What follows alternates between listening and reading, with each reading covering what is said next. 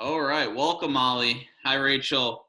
Um, hey, guys, this is Gordon Stein with the Isle of Philly Homes team at Compass. We are joined here today by Molly Regis, who is one of my good friends, past clients of the Isle of Philly Homes team.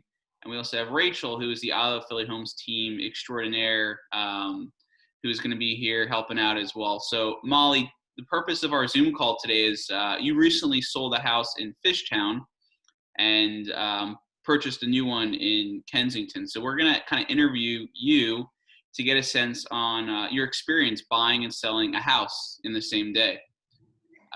So we have a couple questions just to kind of get started here. So Molly, if you don't mind, where were you living before you bought your new place, and what made you, or why did you want to sell, especially during COVID? So I was living at Frankfurt in Montgomery before, right along, kind of beautiful Frankfurt Ave. I truthfully wasn't really thinking about selling in 2020. It wasn't really even on my radar. And then we saw the market kind of heat up, and I thought, well, now that I basically live in my house 24 hours a day, 7 days a week, and work from home, it might be nice to have a little bit more space. The market seemed prime for me to see if I could, make a little profit off of my 4-year-old home. And I thought I'd see what else was out there. So I decided to talk to Gordon about listing it and seeing what else might be available.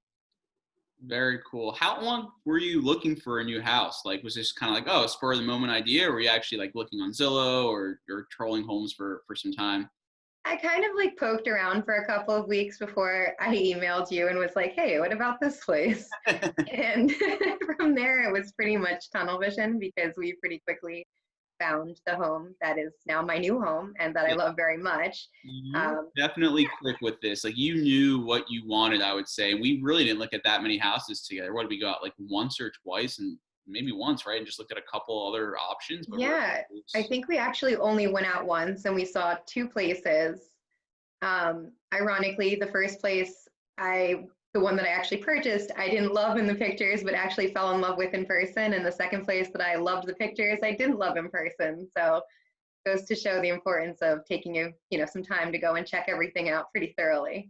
yeah. But yeah, it was pretty quick. Once we saw this place, I sort of knew it was the right setup for me. It had a great amount of space, dedicated office. It was definitely going to give me exactly what I wanted. More space. I was going to ask you that question next. Like, what made you choose your current place now versus the other options at the time? Truthfully, a couple of things. So I definitely wanted a little bit more space. I was in a condo before. I did have somebody living below me, which wasn't a big deal, especially when I was working out of the office. But working from home and stuff, suddenly that stuff that was minorly irritating before was a little bit more irritating when you hear it all of the time. So I definitely wanted a single family home. I wanted a dedicated office, knowing that it's unlikely I'm going to be returning to my workplace anytime soon.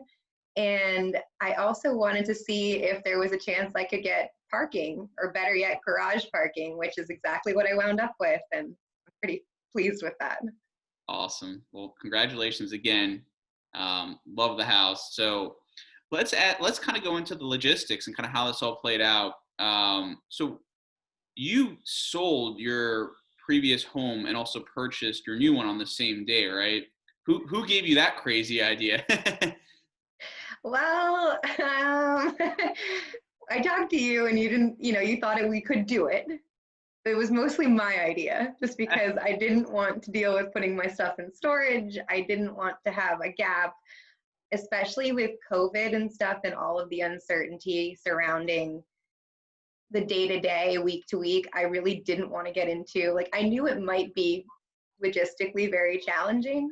I've moved offices, I've moved myself before, so I sort of knew I was setting myself up for a difficult day, but I figured no matter how difficult it was, would be better to just try and knock it all out in one day. And make it happen. Obviously, I wanted to be in my new house as soon as All possible. right, all right. Well, let's talk about kind of what happened and some of the challenges we came across. So we planned on selling your current home in the morning, and then essentially the funds from your current house would get wired over to the title company who was handling the settlement later in the day.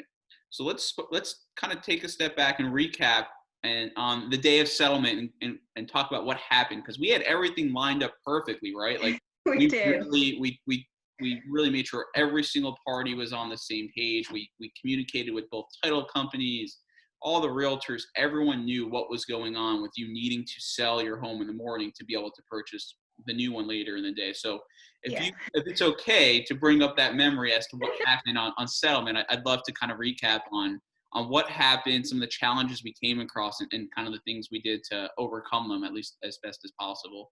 Sure. So we did set it up so that we would close the sale of my house or settle the sale of my former house at 9 a.m.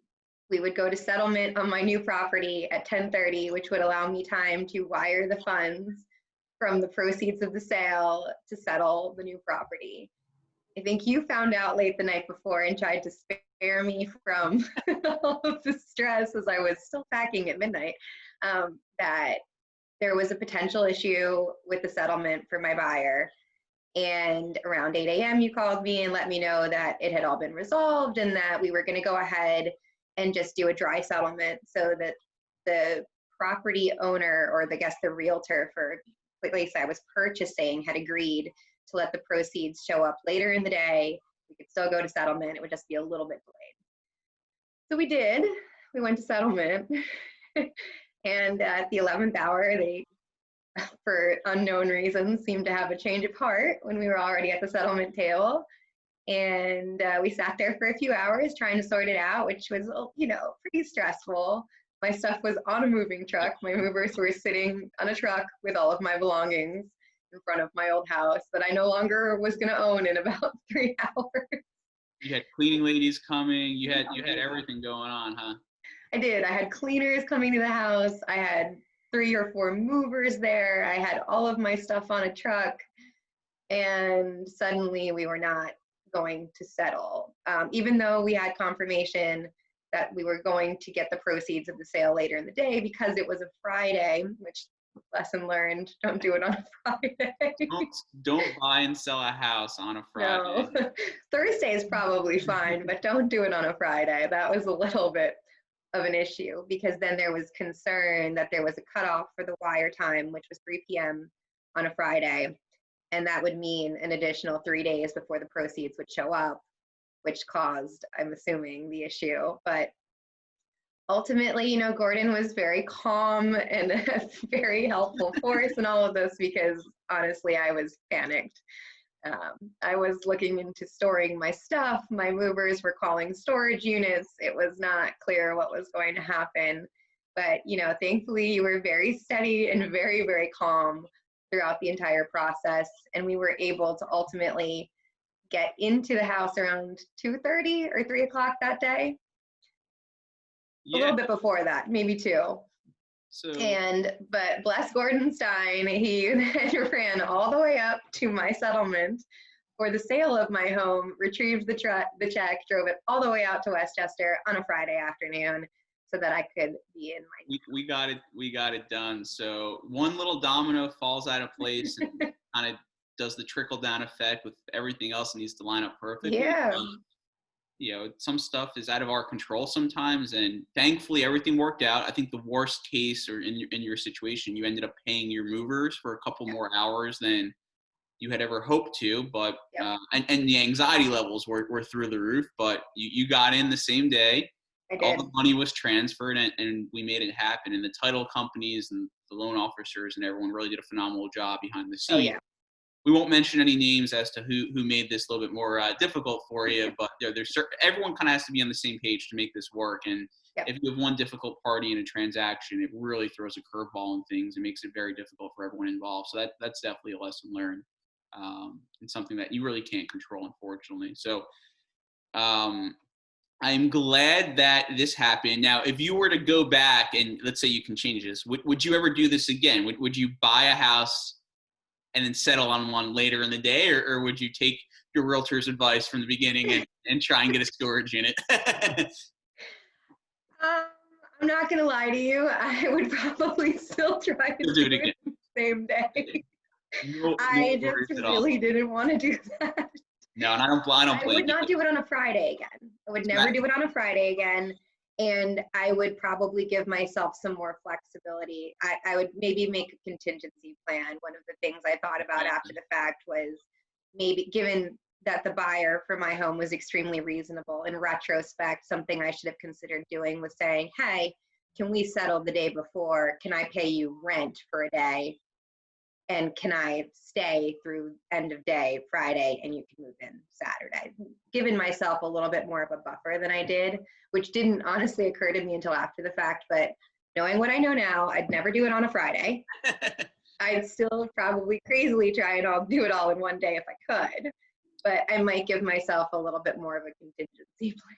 No, and believe me, like I'm just kidding when I say that. Like people buy and sell houses on the same day all the time, but the contingency plan, like you said, just so your stuff isn't stuck in a moving truck for a couple hours in limbo, not really knowing what the heck is going on. Yeah, in the end, it wound up costing me probably an extra $1,000, which isn't, inconsequential, but by that same token, when you're making a big purchase like a home, you sort of plan for some of those incidentals to be more expensive than maybe you'd considered. I mean, I know this from doing it previously, that there's always costs that you think are going to be one thing and might be a little bit more. So planning for that as well is definitely something to do.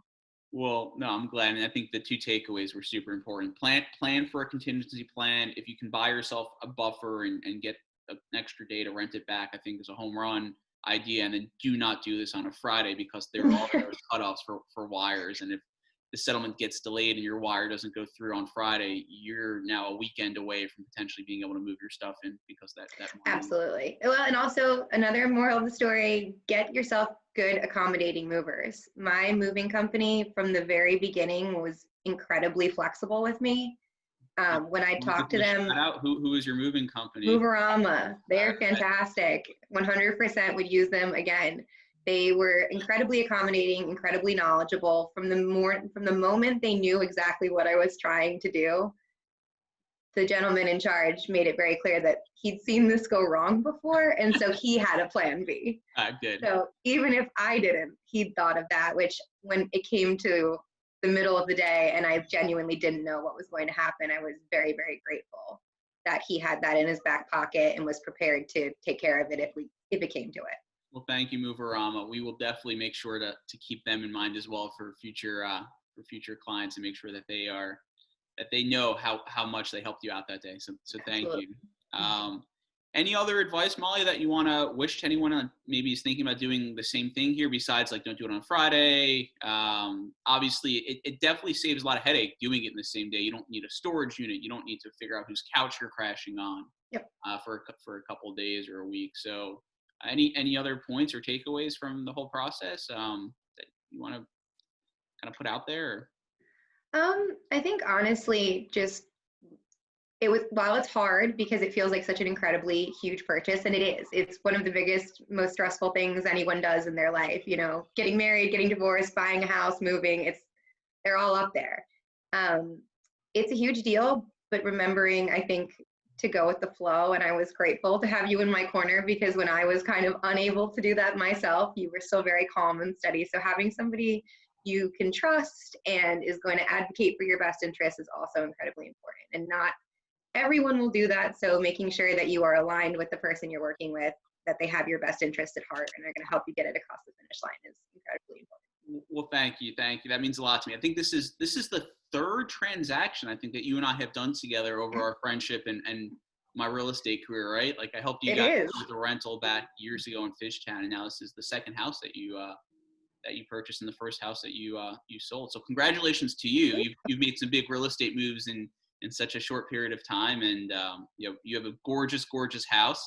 And hopefully, whenever COVID goes away and housewarming parties are normal, and whenever that time may come, we look forward to that invitation and being able to celebrate on your roof deck. I couldn't be happier. It truly all worked out. I have the house that I only dreamed I could one day own, and it's reality. It's beautiful. It checks every box long-term for me, and even better, we squeaked it in with the tax abatement. So financially, feels like a solid move.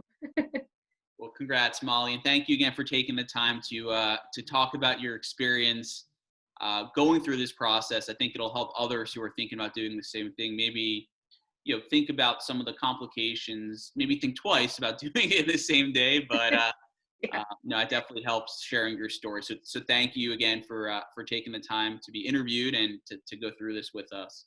Of course, and thank you both for all of your help throughout the entire process. You both were wonderful, and I appreciate it very much. Thank you, Molly. Thank you.